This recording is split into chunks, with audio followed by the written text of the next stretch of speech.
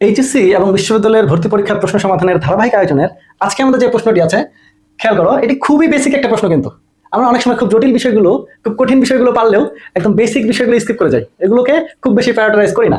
That's why যখনই আমাদের পরীক্ষা হলে এই ধরনের বেসিক বিষয়াবলী থেকে প্রশ্ন আসে, আমরা খুবই কনফিউজড হয়ে যাই। খেয়াল করো, এইখানে বলা হয়েছে নিচের কোনটি বিনিময় সূত্র মেনে চলে না।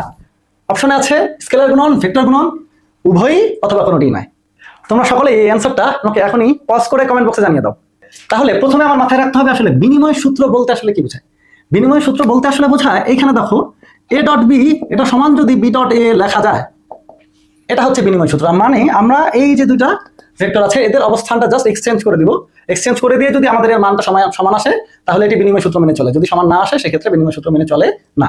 তো ক্রস গুণনের ক্ষেত্রে সেম ভাবে এ ক্রস বি সমান যদি আমি বি ক্রস এ লিখতে পারি তাহলে এটি বিনিময় সূত্র মেনে চলবে, নাহলে কিন্তু চলবে না।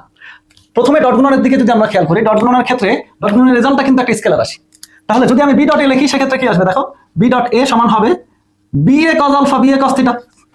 তো এ বি বি এ দুইটার গুণনের মান তো আসলে সেমই আসবে, এখানে কোনো ধরনের পরিবর্তন কিন্তু হবে না। সুতরাং ডট গুণনের ক্ষেত্রে কিন্তু আমরা বলতেই পারি যে এটা বিনিময় সূত্র মেনে চলে।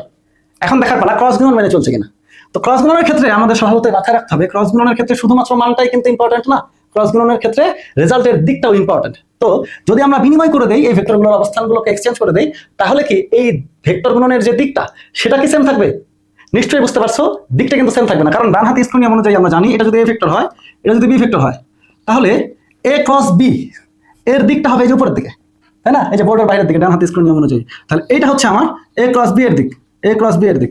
কিন্তু যদি আমি বি ক্রস এ করি, তাহলে বি ক্রস এ করতে গেলে দেখো ডান হাতে স্ক্রু নিয়ম অনুযায়ী এখানে আমার এভাবে হাতটা প্রেস করে যদি আমি ডান হাতে স্ক্রু নিয়ম অনুযায়ী হাতটাকে মুঠো পাকাই, তাহলে দেখো আমার আঙুলটা বৃদ্ধাঙ্গুলিটা কিন্তু বোর্ডের ভিতরের দিকে যাচ্ছে।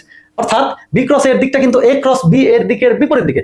অর্থাৎ এখানে আমরা বলতে পারি বি ক্রস এর দিকটা ভিতরের দিকে, যেটা আমি নিচের দিকে দিয়ে বোঝাচ্ছি, এটা হচ্ছে আমার বি ক্রস এ। তাহলে যেহেতু এ ক্রস বি এবং বি ক্রস এ এর মান একই হলেও এদের দিকটা কিন্তু বিপরীত দিকে, সে কারণে A cross B equals to B cross A লেখা যাবে না। এখানে আমার লিখতে হবে A cross B equals to minus B cross A. বিপরীত দিক বোঝাতে আমরা কিন্তু মাইনাস ব্যবহার করে থাকি। তাহলে বোঝা যাচ্ছে ভেক্টর গুণনে আমাদের বিনিময় সূত্রটা কিন্তু মানছে না।